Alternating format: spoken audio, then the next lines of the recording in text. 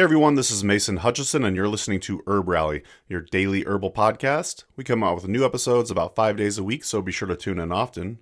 Our goal for the show is to help you along your herbalist journey, no matter what stage you're at. We have over 642 episodes, so feel free to peruse those episodes, and you're bound to find something of interest. Today's episode is another edition of the Herbalist Hour, and this time I'm joined by Fiona and Kazzla, who are the SistAs. They wrote a book called the Sensory Herbal Handbook, and we talk a bit about that in the interview. They were just really fun to chat with. We've been emailing back and forth for at least a couple years now, and it was really great to kind of get to know them a little bit more and to chat about their background, where they got their name from, along with their book, and a bunch of other fun topics. So I really hope you enjoyed this interview. Also, if you didn't know, all of these interviews are available on our YouTube channel, which you could search for HerbRally in YouTube, and it should pop right up. We come out with anywhere from 1 to 3 to 5 herbal videos per week. We've been publishing a lot lately, so if you dig the HerbRally podcast, you're bound to love the HerbRally YouTube channel as well. Also, if you didn't know, HerbRally Schoolhouse members are able to join in on these conversations live. So if you'd like to learn more about the HerbRally Schoolhouse, you could go to herbally.com/schoolhouse. Basically, that's our member area. Our members get exclusive content. We add to it each week, and these are various herbalism classes and just a bunch more content that's not on the podcast or on the YouTube channel. And that's kind of our way of saying thank you for supporting us.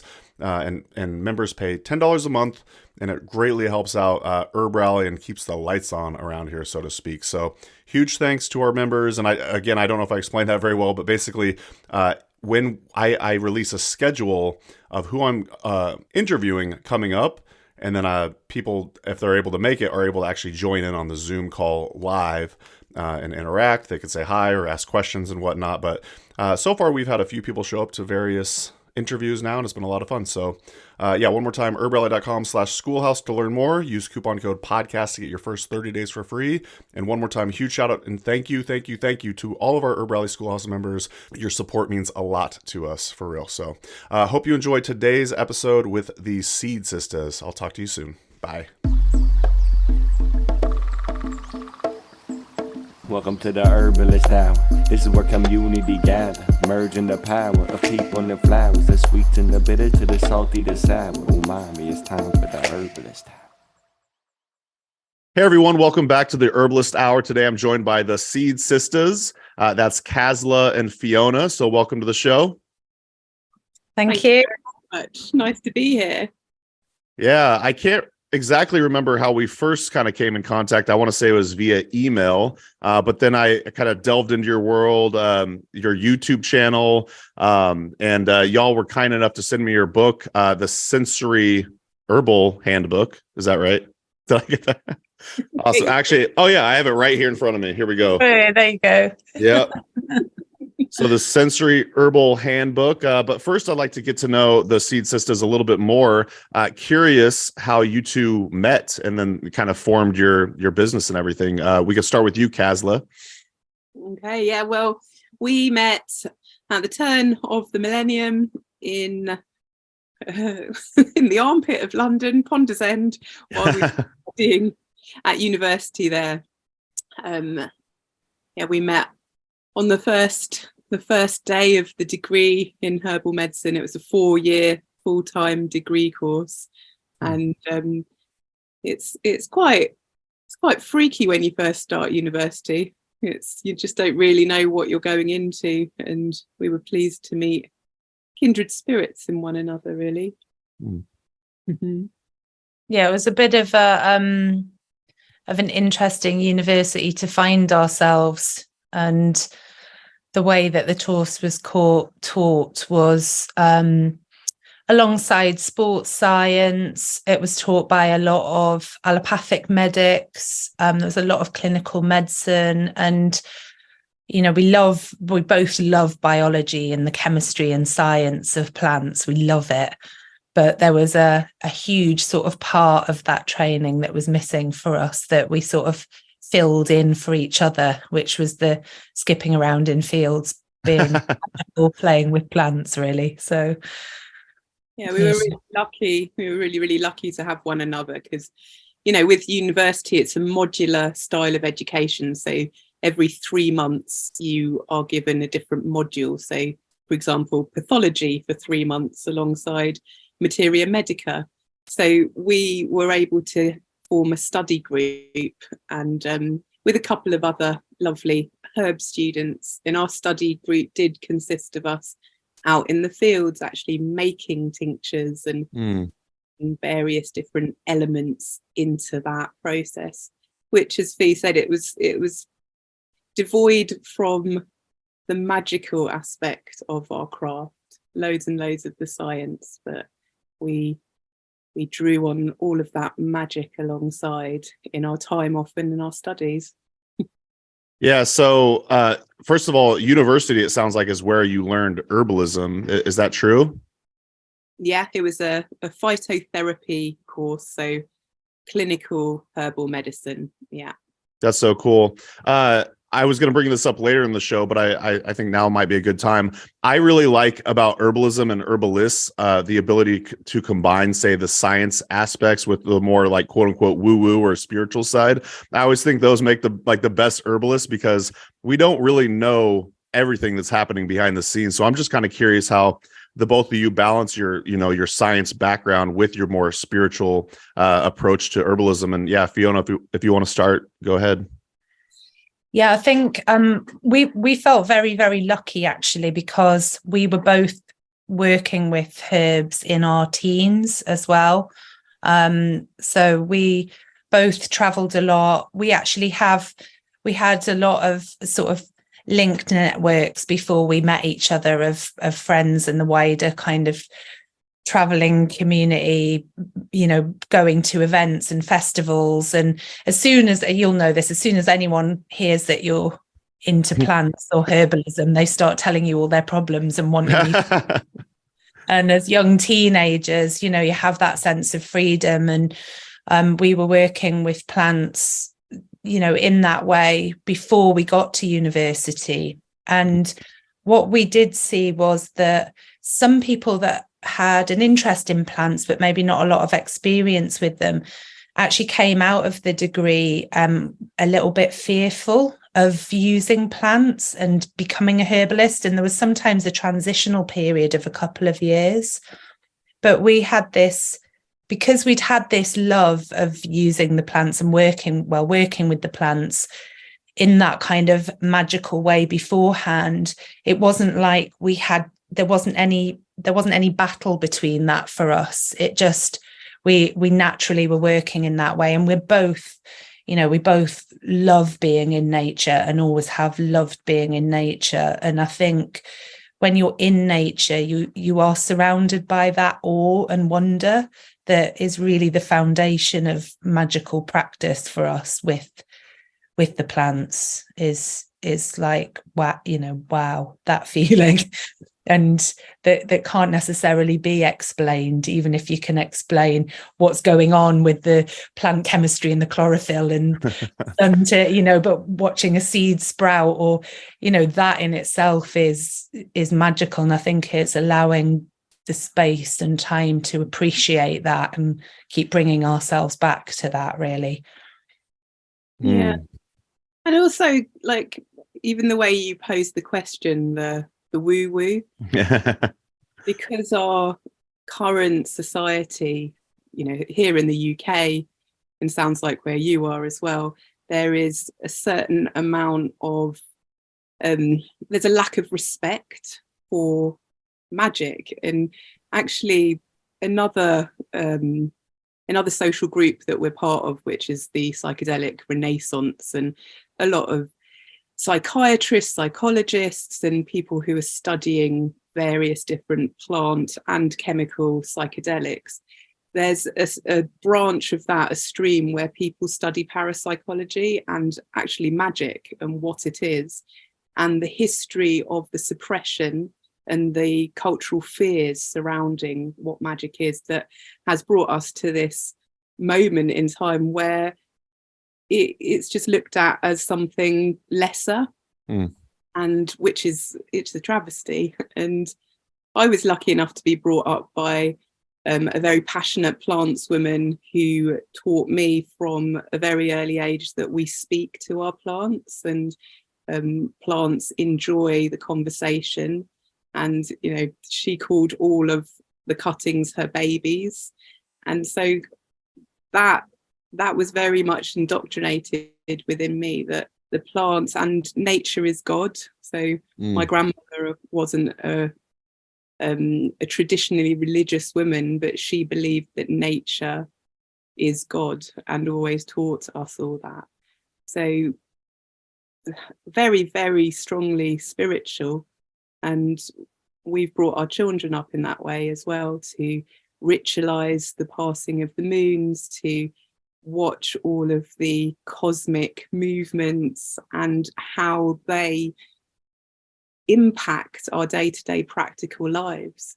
And they do so greatly. And I used to be brown owl or arcala. So I used to run, in England we have scouts, brownies and guides, which is where groups of children go off weekly and they're taught various different tasks and they get badges. And for a time I was here in my village leading a group of 7-year-olds. And I remember really clearly teaching them about the moon and talking to them about how the moon affects the tides. And I was told off by several of the parents for teaching them woo-woo spiritual rubbish. You know, we know that it's not woo-woo spiritual rubbish, real underpinnings of what goes on our planet and the wider universe. But people don't know that. There really are many people, I don't even want to put a number on it, who don't know that the moon waxes and wanes. That is the level of kind of knowledge that we're dealing with a lot of the time. So yeah, it's really important to bridge the magical and the scientific so that we can stand our ground when people want to kind of bat you away and think that you're a woo-woo nutter. Oh, I love it. Thank you both. And I hope it didn't come off as any sort of like disrespect, honestly, because I use woo-woo almost like tongue in cheek. It's kind of like just it's also kind of fun to say. But me personally, I've also had, lots of experience with, say, various religions and spiritual practices, along with, say, psychedelics and so forth. So yeah, I'm totally, or I'm not totally aware, but I'm quasi-connected to the spiritual realm, and I appreciate it all. And like I was saying, I really love when herbalists are able to combine, say, the science with the spiritual or woo-woo or whatever. Also, have you ever heard of the movie The Notebook? Oh yeah. Okay, there's a great line in there where the old guy says, science ends where God begins. And I just always really resonated with that, because I'm like, I feel like science is going to continuously prove a lot of these like spiritual knowings that a lot of us may already know. But thank you for going more in depth on that. I was kind of curious, shifting gears a little bit, where the name the seed SistAs comes from, and is that A in your name a reference to, like, say, anarchy? Mm-hmm. Yeah, let's start with you, Fiona. Yeah, so it's a it's a story that we often say for around the campfire, actually. The development of the name Seed SistAs, but we don't mind a bit of tongue in cheek, because actually we completely embrace that as a caricature, because it brings magic or magical awareness into an accessible realm. And when we were traveling after university with our, we'd done a 4-year full-time scientific degree, and we were there on the market stalls with our potions, that at that time, actually, the law here was just starting to say you can't sell remedies in that way, that you have to have a consultation behind a closed door in order to sell a remedy to someone. Mm-hmm. So we were there with these medicines that we'd produced, and people were coming and asking us to prove what was going on, what we were doing. And we had all, printouts of medical papers, and we just started to feel exhausted with the whole process. We're like, well, what are we trying to prove here? You know, someone that comes and asks to be proved to, or the feeling of it was that there was a closed door that they wanted you to break down. And we were like, actually, there's people that are curious over here who are missing out on this knowledge. So we were traveling with the circus, and they started calling us the circus witches. There was a lot of mending sprained ligaments and all the rest of it. But we decided to fully embrace becoming the wild and wicked witches. And we hung bones outside our space. We got a massive cauldron that we'd put in front of it. And then we'd still have all of our herbal preparations, and people would come in for consultations. But the only people that would cross the threshold were those that dared, and no one asked us to prove anything anymore. And it was just so liberating. And we'd donned big pointy hats and our witches' garb. Do you want to take it from here, Kaz? Just a quick break from the show to let you know about the HerbRally events page. Did you know that we add new herbalism events from all over the United States and the world, for that matter, on an almost daily basis? You can peruse herbalism events at herbrally.com/events and hopefully find something in your neck of the woods. You can also search by state to make it even easier to find a plant walk, conference, or class near you. And we also list virtual herbalism events as well. Check those out at herbrally.com/virtual. And again, for the in-person events, go to herbrally.com/events. All right, back to the show. Yeah, so we travelled for many years as the Wild and Wicked Witches, and it was great. But we started to go to events where, as Fi said, only those who dared would cross the threshold, and a few events hardly anyone dared. And we found ourselves at a weekend, a bit like a team building retreat for people that run community projects. That was at the Eden Project here in Cornwall. And we had an inspirational speaker come and address us on the Saturday evening.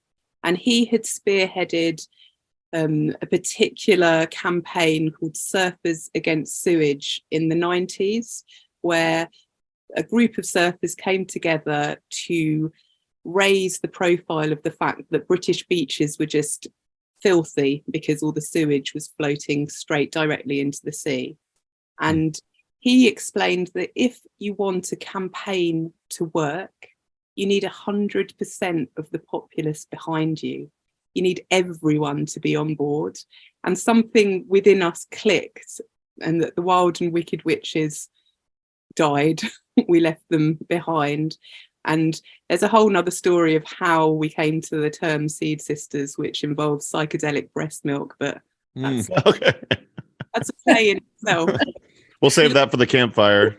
Yeah. But actually, on that, we had, as well as this tongue-in-cheek Wild and Wicked Witches, we had started to feel the weight of that history and that oppression. And it didn't mean that we were leaving behind wanting to reintroduce magic as something that people didn't have to ask if it was white magic in order to feel safe or comfortable with it.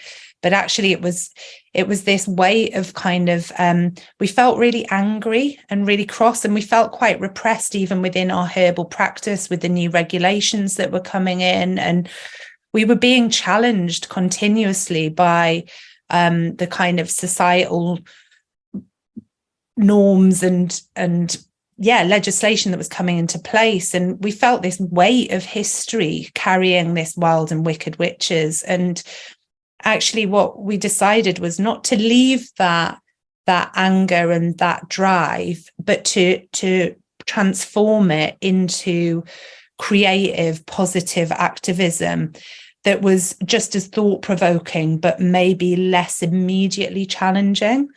And becoming the Seed Sisters really enabled that complete opening up for us into, because we run a social enterprise. We apply for funding to the government, to the government and non-governmental organisations, and we we help communities and all the rest of it, and we didn't want to alienate any of that, or that to restrict what we could do out there in the world anymore. But yeah, we did insert a certain sigil or symbol into our names, and you correctly recognised us for anarchists. We are anarchists, and to us anarchy means autonomy, self-governance, and order within chaos. So we live by our herbs. Yeah, I actually just noticed it this morning. Somehow it escaped me this entire time. I just like, oh, that's probably what that is. So I felt compelled to ask. But regarding, like, say, regulation and whatnot, you two are both in England, yeah? We're in Mm-hmm. And you said social enterprise. Is that kind of like the equivalent to, in, say, the United States, like a nonprofit? Yeah, what a social enterprise. So it was developed by the government probably about 13 years ago now, to answer some of the issues and problems that were happening with charitable organisations. So charity, apparently the history of charities were that they were mainly set up as philanthropic organisations to move wealthy money into into helping. So there was this sort of play between the well-off, the philanthropists, and the people that needed them. And social enterprises or community interest companies were set up for profit for purpose, and to have three things at the heart of them: people, the planet, and profit, rather than just being profit-led or just being philanthropy-led. So all of the assets and everything within them are only allowed to be to further the purpose of the organization. There's no kind of dividends or shares or anything like that. Certainly in the way we've got it set up, there is other ways of setting them up. So all our work, anything that comes into the company, I mean, people can take a wage and you can, hire people and all of that, but any profit has to go back into furthering the aims of the organization. So it's a really, really, forward-thinking, good business model that it allows you to still apply for funding without being a charity.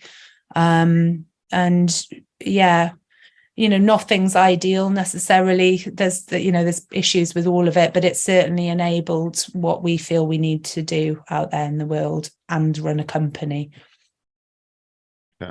Yeah. Thanks for the clarification.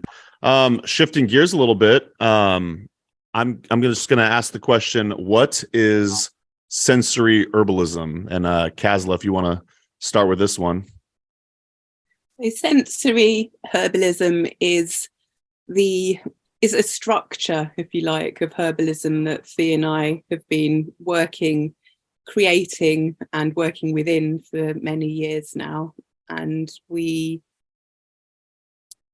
first, when we were out in those fields doing our connection to plants at the very beginning of our degree, we soon realised that our senses, our visual senses, our taste, our touch, our smell, gave us messages from the plants, and that when we talk about talking to plants, the plants talk back. So we have these voice boxes, but when we interact with the plant, they're talking to us. So through their sense, we're able to detect various different molecules that are actually in the plants. We know that through taste, we can taste bitters or sweets or something salty or metallic, and each one of those separate tastes denotes different constituents within the plant.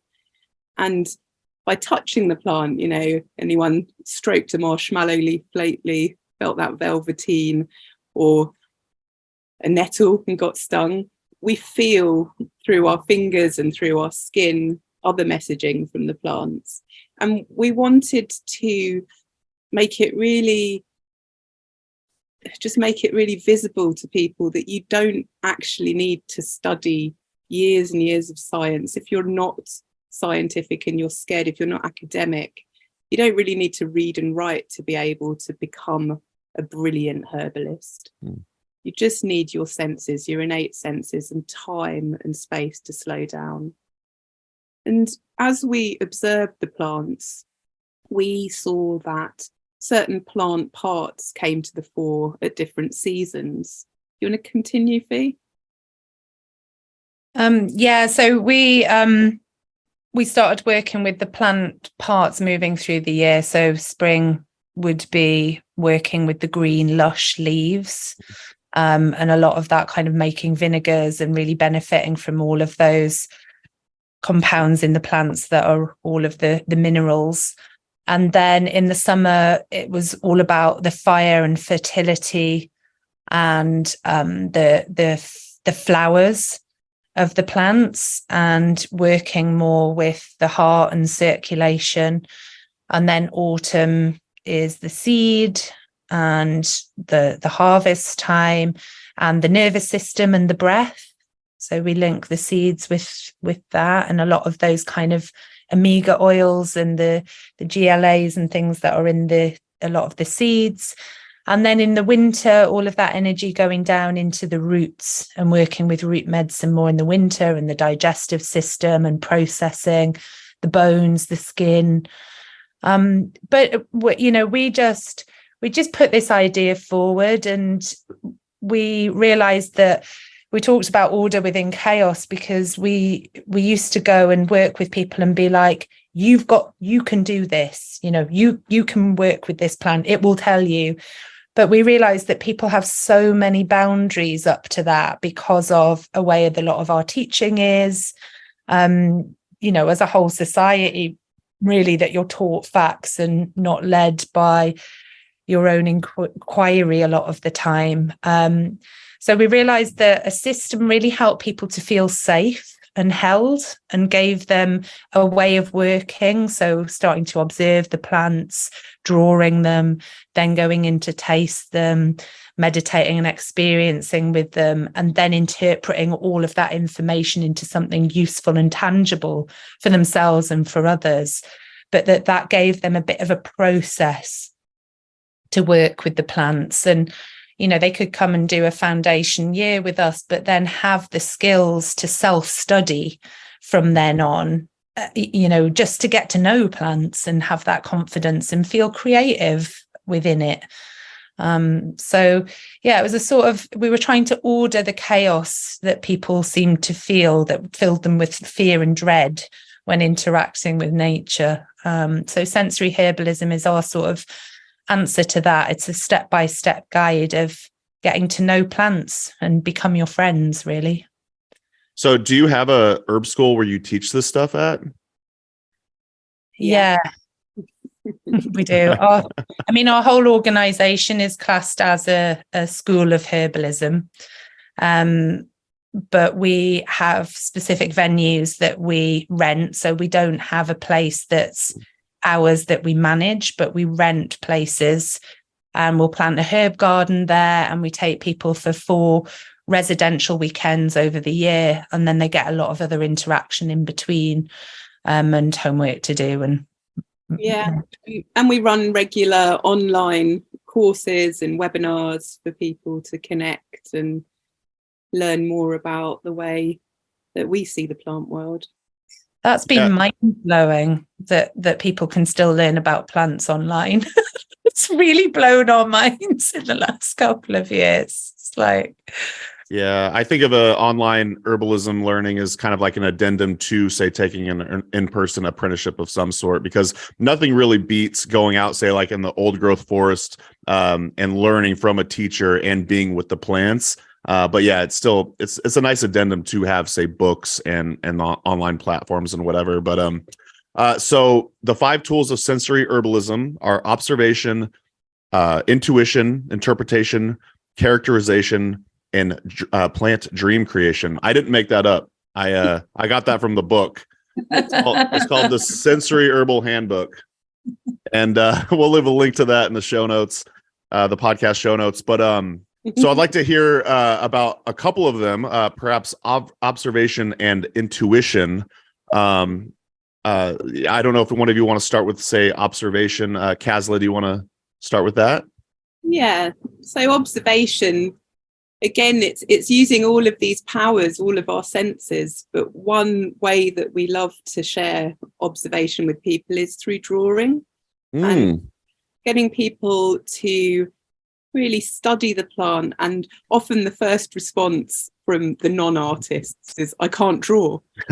And we say it doesn't matter what your drawing looks like. We're not judging, no one's judging, and everyone can draw. But when we hold a plant part, or we bring magnifying glasses into it and look at the plant part, maybe we'll dissect areas of flowers and cut open stems so we can see if they're hollow or what's going on inside, and getting people to take the time to just sit and draw. They'll notice whether the stem is hairy or hairless. They'll notice the exact shape of the leaf. And then after they've done a good drawing of a plant, a good long time drawing of a plant, they will never mistake the identification of that plant, because whilst they're drawing, they're smelling. We're often serving tea with it as well, so they're tasting the plant, they're feeling what that plant's tea is actually doing to their bodies, what their physical, emotional response is to the tea. So we love to bring that method of observation into the work we do. Fiona, did you want to add to that, or do you want to take on intuition? Yeah, they sort of lead into each other, really, because Kaz mentioned earlier about the taste and the compounds of the plants, and we can learn that something bitter will stimulate digestive juices, that something with full of saponins will make your saliva frothy, but then taking that another step back into tapping into, how is this actually making you feel? Is there anywhere particular in the body that is experiencing this right now? Are there any thoughts, feelings, or images are evoked by smelling the plant, or by how it's growing, or where it's growing and who with? And even things like what conversations arise if you're harvesting or working with a plant with someone else. And we always say that intuition's a funny thing, because we associate intuition with just like this kind of sixth sense. But actually, that sixth sense it's influenced from all of our experiences, through our whole lives, and maybe even past lives, ancestrally influenced into how we respond to the world around us, how we respond to people, to plants. And each plant will have, its kind of chemical blueprint. And obviously, depending on where it's growing, that might slightly differ even within species, but it'll have this kind of, this basic blueprint as we do. But each individual will interpret that plant in a different way. And that's that real intuitive process. And what we love to do is get people to really note down all of those feelings and experiences, and then go maybe to the books or to our book, and see what other people have written, and interpret what you've felt or thought. And once you start realizing other people have the same experiences, it then enables you to trust that intuitive process and to be able to interpret into something useful and see patterns within other plants and species, and really start to layer up this understanding of how the plants are communicating. So yeah, I think that leads into that interpretation bit, because we all say it's lovely, you can sit all day in a field having an amazing time with a nettle or a linden tree or a whatever it might be, and that can be healing for you. But if you want to then use that experience for the benefit of yourself or others, or for the trees and plants, you need to interpret those experiences into something more tangible and grounded and useful that you can do with them. borderline sounds like magic to me. I've taken a couple herbalism apprenticeships, and we've never done that I remember the activity where, say, everyone goes and visits with a plant, and then you experience your intuition, you experience what you experience with the plant, and then you share. And then a lot of times, you know, the group comes up with kind of similar results. I've never done an activity like that, but I've heard of other schools that do that exercise. And I totally buy it. I totally believe it. I've been to Herbalism conference where we do, say, like a plant sit, and we just hang out with a plant for a bit and then kind of use our intuition to kind of feel what's going on there. And it always amazes me. Like, but yeah, what you're saying totally resonates with me, Fiona. Also, I wanted to highlight the whole drawing activity, Kazzla. I love that. A few episodes back, I was interviewing Jesse Wolf Harden. And I grew up drawing. I consider myself an artist, and I stopped drawing for probably like 25 years or something like that, you know. And he challenged me on the episode to draw something, and I finally did. And I chose to draw a chess piece. I drew a pawn, and I'm like, just listening to you, Kazzla, I'm like, no, I think what I'm going to do is I'm going to start drawing plants. You know, why not? I love that idea. And yeah, I'm not going to judge myself on the final product, and I sure as hell I'm not going to share it on Instagram. But it'll be a great exercise. So thanks for the inspiration for that. Yeah, so I did want to cover your book, the Sensory Herbal Handbook, and maybe the both of you could kind of discuss what's inside and how it's laid out, and maybe some of the creation process, and maybe also shout out the artist and whatnot. So, Kazzla, why don't we start with you? Yeah, let's shout out the artist. Let's shout out Belle Benfield, who is an amazing botanical artist, amazing artist. And we're actually working with Belle at the moment on a set of oracle cards that we're co-creating as our next project, which is nice. Exciting. But yeah, the book, it came together really nicely. We were given... Fiona's mum has a caravan in a beautiful area of England, the Lake District, and she let us go and stay in her caravan for, I think, 5 days. And while we were up there, without any other distractions, just me and Fi and the sunshine in a beautiful place, we decided to visit each of the elements on a different day. So earth, air, fire, water, and spirit. And we just made little pilgrimages to beautiful and sacred spaces and completely immersed in each of the elements, and then came back and did loads of writing. And on one of the days, we'd visited a bookshop in town where quite a famous man who writes about tarot and the history of tarot and teaches tarot just happened to be there. So we booked a tarot reading with him, and he came with one of his students back to the caravan and gave us this lovely reading, which in a way really helped to shape the book, because what we've done is split it up into a section that explains the principles of sensory herbalism, and then go into the seasons.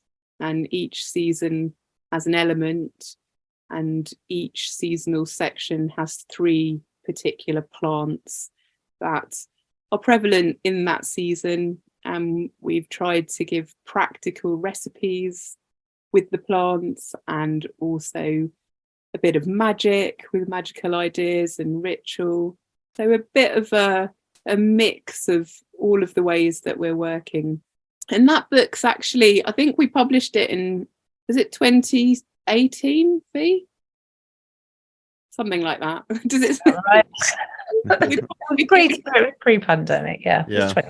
Pre-pandemic. And it's really stood that test of the time that's gone through. There's been a few little edits that we've seen that we wanted to make, but we still refer to it. There's lots of previous students that use the book to teach, because something that we do with anyone that we share sensory herbalism with, the primary thing is for them to then go and share their herbalism, because we see the loss of knowledge of herbal medicine as a real terrible thing that's happened to humanity. So anyone that comes and does anything with us is encouraged to then go and share everything that they've learned with everyone. And someone got in touch yesterday to say they're doing a monthly herb club and they're reading a chapter of our book every month and going out with a group to make the preparations. And that's really heartwarming. That's awesome. Mm. Fi, did you have anything to add to that, or? I'm trying to refer back to your question. You asked a couple of parts to it. Yeah, I did. But how's the book laid out? Yeah. It was probably poorly worded, and basically, yeah. So you kind of cover the history, Kazzla. I want to say maybe, Fi, if you kind of want to like talk about what's inside and kind of how the book's laid out.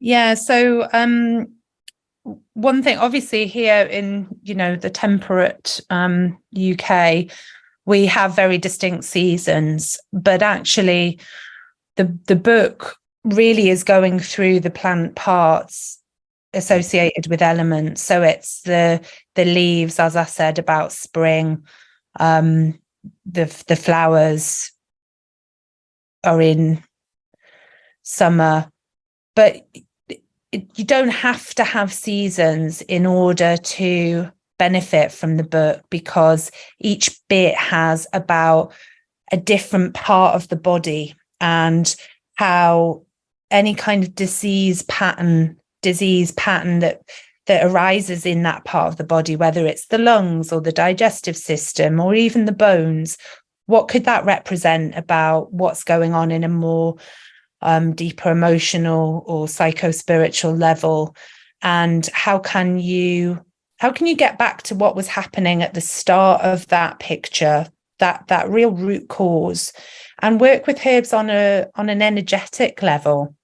Because really deep-seated issues, you need practitioner support, you need a herbalist support to walk you through that journey, that really knows and understands the herbs, that can help you to understand your body more. But in terms of helping support your own emotional body, you can work with herbs in pouches. You can make, vinegars that you can use in your food every day. And as long as the intention's there for why you're working with those herbs, and we really touch on all of that can take you off in whatever direction you're interested in, whether it's the astrology of the herbs, whether it's presentation of disease in the body, whether it's preparations, whether it's food as medicine. We've really got a little bit in each of those 4 areas. Plus, we talk about the spirit of plants, which is like the whole plant, and some of the more magical plants that we work with. We've kind of snuck them in there at the end, really. And then the first part of it is all about, as you've alluded to, our structure of how to get to know the herbs. So we start leading you through that, and then there's a very practical things to do. We've called it the handbook, because it's a bit like a workbook. You can dip into it, but you can also work through it. So yeah, we hope that there's something in there that will pique the interest of anyone that's got any kind of interest in herbs, that can take you off in different directions with it. And be that real book that you want to go and pick off the shelf if you want to reference things as well. So like, what planet's associated with that herb, or what constituents does it have in, or what could I make with this herb, so that it will be something you're constantly wanting to pull off the shelf. And when they get really thumbed and well used, and they just feel really lovely when they get like that. Ours are starting to get like that, and it's like, that's what we really intended for it, that it would be people's go-to herbal, really, and answer a lot of the questions that we had. A lot of the herbals we were using at university had lists of constituents, lists of actions, and maybe some uses of the herbs, but not a lot of soul in there. And we wanted to kind of give a bit more of a broad picture, really.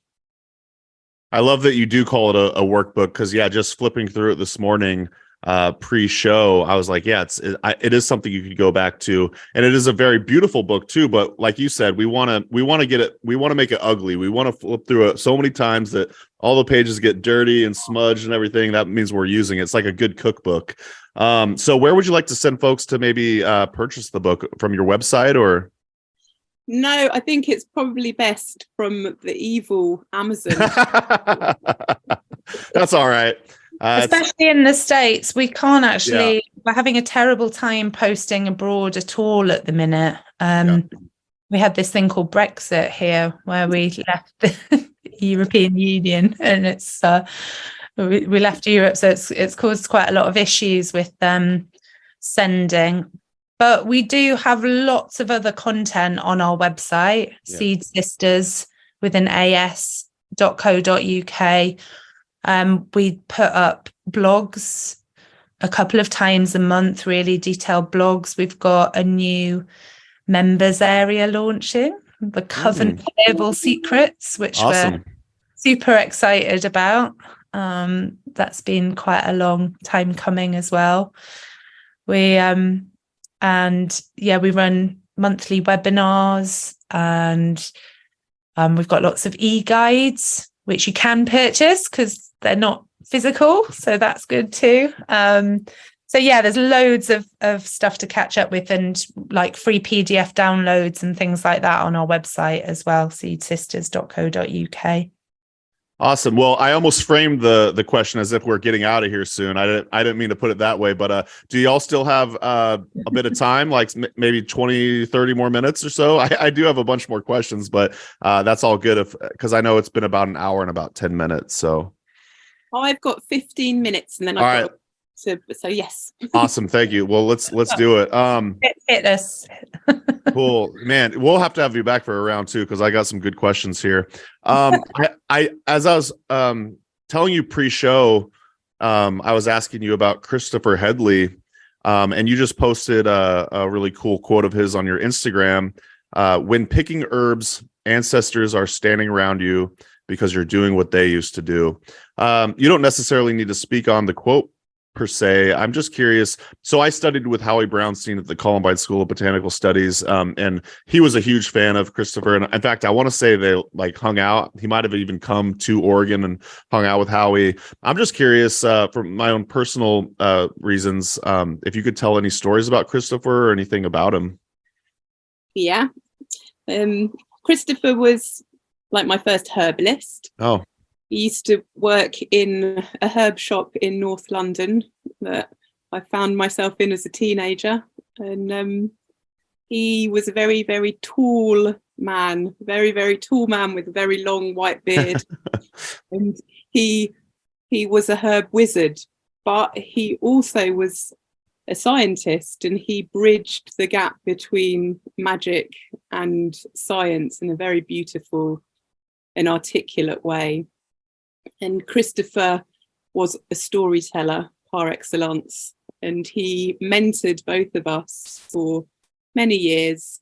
And one of his favourite sayings that we really were inspired by was that herbal medicine is a broad church. And that makes so much sense, that all of us herbalists can practice in so many different ways, but we're all working towards the same thing. He used to say herbalists will save the planet. And it does feel that we have the power to inspire people, to wake them up to plants. And once you are woken up to plants, of course you want to save the planet. So that's really, behind all the work we do is Christopher's essence. But a nice story about him: one of his visits to the States, I don't know who he went to see, but we were with him on his return, and I had a bit of a problem. I had a boyfriend at the time who had a young son, and his 3-year-old son was completely stuffed up, full of mucus, kept getting chest infections, and I couldn't give him herbs because his mother didn't like me. There was weird family dynamics going on. Mm. And I told Christopher, and Christopher, like, his eyes just lit up and he got all sparkly. He went, "Oh, I've just learned something amazing from somebody in the States." It was about the dreaming. And he said, if I went and got some mugwort and put the mugwort under my pillow, I could go in the dream space and give the little boy the herbs that I wanted to give him in the dream space. And he was like, go on, go and try it and tell me what happens. And so I was all excited, and I told Fi, and I told another herb student in our group, Sophie, and we all went and started drinking the mugwort and sleeping with the mugwort. And I did go and dream up a healing for this little boy, and he did get much better, which was incredible. But another really incredible thing that happened was one of our dreams, I was walking by a river and Christopher turned up and Fiona turned up and Sophie turned up and we were all in the dream together. And when I told Fi, she was like, yeah, I dreamed that. And dreamt that, and Chris had dreamt that. So that's so cool. A cosmic dream. Yeah. He used to work with the dream space a lot, and you know, to have a teacher like that was able to connect us in with that. I first met Christopher in my early 20s. His partner Non Shaw, who was another wonderful mentor of ours, was actually my counsellor and herbalist at the time. And then Christopher, it turned out, lectured at not the university we were at, but a local university. And he mentored so many herbalists of that time. And he was so influential on us all because he was a real accessible human being, as well as this amazing practitioner. And him and Non, they'd have some brilliant kind of bickers together and all the rest of it, but they'd also do things like they'd write each other's dreams down. So if Christopher was dreaming that night, Non would have the pencil and paper and he would wake up and she would note it all down for him, so that they had a log of the dreams the next day. Because you know what it's like when you wake up sometimes and then it's gone, the messages within them. And they really worked together on those magical practices. And we were at a place called Rutland Biodynamics, which is an amazing herb farm in the very flat lands of Middle England. And that was where we heard his lecture about herbal medicine being a broad church. And we were working with Datura as a medicine there. And Christopher had belladonna with him. And it was a misty night and the mist was hanging over the fields. And we were in this tent. It was all herbalists together. And there was a ceilidh band that we couldn't let go. They said they had to play all night long. And they said they'd never been with people that danced so much and for so long. And we were all there whirling like whirling dervishes with Christopher staring into his eyes in this like timeless swirl with this belladonna ointment. And it was really the moment that set our trajectory, because he said herbalists will save the world. And at that point we were like, we need to do something about this. You know, people didn't even know then what herbal medicine was, a lot of people out there in the world. And we were like, we need to change this paradigm and create this shift. And it was from that moment onwards, really, that it set our trajectory. And then at his death, when Christopher died, it was like a real coming together of the tribe. It was like the great elder of the tribe had fallen. And we were at his funeral together and his wake, the people that gathered there. And we talked at that point about who was going to fill that gap, that was this real bridge between the science, the magic, you know, a lecturer at university that would take people up onto the hill to look through the hawthorn to see the fairies, you know, and this real And it was like, yeah, we all owe it to the herbal community to stay true to ourselves and not be dragged into what society wants herbalism to be, or, that real herbal medicine is a broad church. We're all permitted to practice herbalism however we see and feel inspired to do so. Like, it's okay. And yeah, we've really, it's really been a backbone of our working, practicing lives, really, having Christopher's presence, and Norn as well. Oh, I'm glad I asked. Thank you for sharing. I feel like I know him a little bit better now. I've only seen a few of his writings here and there. So what a blessing y'all got to study with him and hang out with him. And it occurs to me you probably have a whole section in your book, the Sensory Herbal Handbook, on dreaming with plants. And it sounds like that was Christopher was a huge influence on that. Well, yeah, thank you for sharing. I know we're about out of time. I did want to cover maybe say one plant, and I also got to shout out your YouTube channel. We've gone 45 minutes and I haven't even mentioned your YouTube channel yet. Dear listener, you have to check out SistAs on YouTube. They've got some amazing production. It's unlike any herbalism channel I've ever seen. It's way cooler than HerbRally's YouTube channel. So check them out. They got crazy swagger, all sorts of cool clothes and makeup and skits and all sorts of fun stuff. So check out the SistAs on YouTube. Do you mind maybe if we cover one plant before we get out of here? I'm very curious about daisy. We actually covered daisy a few episodes back, and it's a plant that I'm pretty unfamiliar with as far as, oh, there you go, medicine. For those of you only listening, Fi's got a mountain of daisy in her hand right now. But do you mind spending a couple minutes maybe just chatting about daisy, the magic and the medicinal benefits and whatnot? Fi, if you want to start. It's all over my laptop now. Daisy, to us, interestingly, is one of also known as bruisewort and our native arnica, and is full of those saponins that can help break down the blood under the surface that causes bruising, and has these kind of real physical properties like that. But is often the first connection to childhood, making daisy chain, picking the flowers, he loves me not, sort of vibes. And in that, we really associate it with childhood, the beginning, reintroducing innocence and bouncing back from emotional bruising.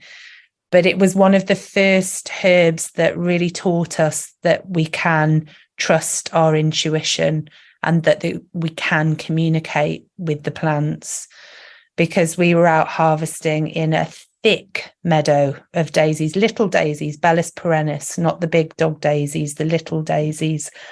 And when you pick them, they go pop, pop, pop, pop, pop, pop, pop, pop, pop, pop, pop.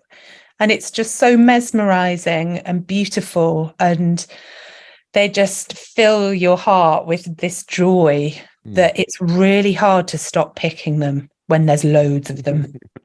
It's compulsive. And we collected so many daisies that first time. We hadn't been taught about daisy. We were like, let's just get to know this herb. It's in the same family as calendula. We know it's probably safe as a medicine. So let's start working with it. And we harvested so much of it and decided to make daisy syrup. But the point was that it was like this compulsion to go back and collect more. We had to go and pick Kazz's eldest son from school, who's in his later 20s now. But we couldn't even leave to go and get him because it was so. And then we were like, this is really compulsive. And we said about looking in herbals earlier that you'd often just get constituents and actions. We had to go to Dr. Edward Bach to find out more about daisy and the flower essences. And he says daisy for compulsive patterns of behavior. and we felt that, it was like it had instilled in us that quality that it can help, this compulsion to pick more. And and that was this real kind of eureka moment, that there's lots of different ways of interpreting your interactions with the herbs that can help to learn about them. Yeah, and as we watched the daisies, we took on our own framework and really observed the daisies. We saw that if you walk across the lawn and you tread on the daisies, they flatten, but then they bounce back up. And if you mow a lawn, they really cleverly lie down flat or just grow very short stems. And that showed us that it was like in their signature to be resilient. And even though they're innocent and playful and joyful, they're super resilient, and they're able to gift us that quality of being able to bounce back fully functioning and okay, not holding on to any baggage or being cynical. They give us the ability to let all of that go. And we've made loads of daisy syrup that year, and we went out to sell daisy syrup, and soon realised what a beneficial respiratory medicine the daisy was. Absolutely wonderful for various different chesty issues, bronchitis, coughs, but also the daisy as a tea. The daisy has a slight bitter aspect, great for the digestion. There's a lymphatic note through the daisy. You can see that with the cousin, the calendula, known as our native arnica, as Fi mentioned, bruisewort. Daisy really has got this plethora of different actions and compounds and constituents, a really complex little flower we've got there. And when I went to a book recently, and daisy was described as an invasive weed. And whenever we see these kind of descriptions, it just brings to mind that nature is so intelligent that she proliferates these plants that are uber useful around us, so that we have plenty, like the dandelion, like the nettle. These so-called weeds are often the ones with the most important medicine, and we love to draw on the abundant ones, the ones that are here all around us, over the ones that are endangered and more difficult to find and harvest. So and the daisy's so easily recognizable for people as well. People already know daisy. So wonderful little plant.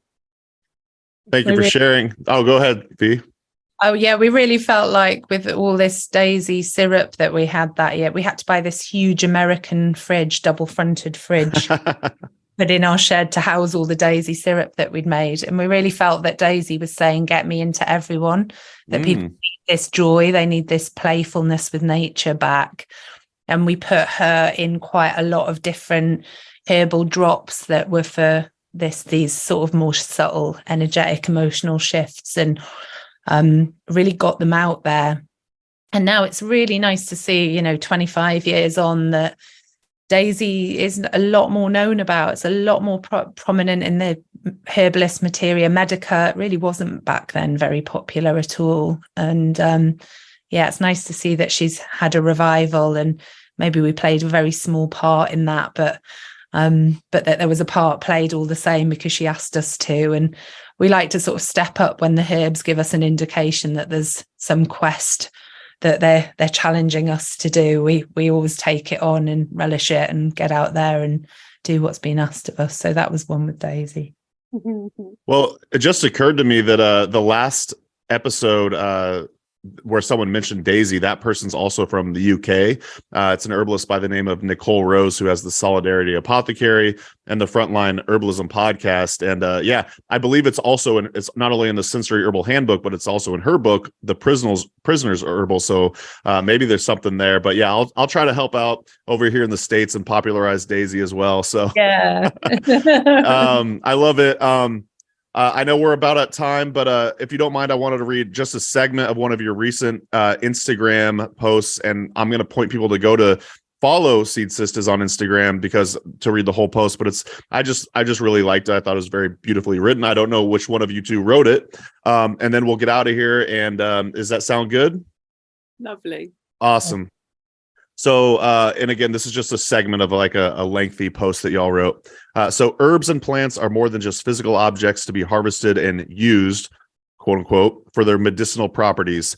They have a deep spiritual significance that can help us to connect with the natural world and tap into our inner wisdom. By spending time with plants, we can learn from their resilience, adaptability, and life-giving qualities. We can also cultivate a deeper understanding of the cycles of life and death that are integral to the natural world. And actually, I just thought that was really beautiful. The whole post is beautiful, and it kind of encompasses a lot of what we talked about here today. And I thought it'd be a really fun way to wrap up. So thank you both so much, Kaz and Fi, for your time. I had a blast learning more about you and your work. And where would you like to point people to? Again, the website, probably seedsistas.co.uk, but anywhere else or any other projects you want to talk about? Let's do a part 2 together. Yeah, let's do it. We could be lovely to talk to you about some of the more shady plants. We mentioned the Chura and the belladonna, but it'd be really nice to talk about what we call in the UK the Schedule 20s, the plants that are not prescribed as often today by medical herbalists because there's a lot of fear surrounding them, something that we're doing our best to change. Awesome. Yeah, let's definitely do a round 2. I wanted to talk about doctrine of signatures and all sorts of other fun topics. So thanks again, you two, for your time, and we'll see y'all in the next episode of the Herbalist Hour. Take care. Yes. And that's going to do it for today's episode. Thanks so much for listening to the HerbRally podcast. If you'd like to hear more from us here at HerbRally, we now have a text message community, believe it or not. Basically, it's just updates from us. We send about 1 to 7 texts per week, notifying you about new events, videos, courses, podcasts. You get the idea. It's pretty much like our email newsletter, just in text form. So if you'd like to receive text messages from HerbRally, just text JOIN, that's JOIN, to the number 541-256-2895. Again, that's JOIN to number 541-256-2895. And to stop receiving text, that's easy too. Just text STOP to the same number. It'll opt you out immediately. Okay, thanks again for listening. Have a great rest of your day.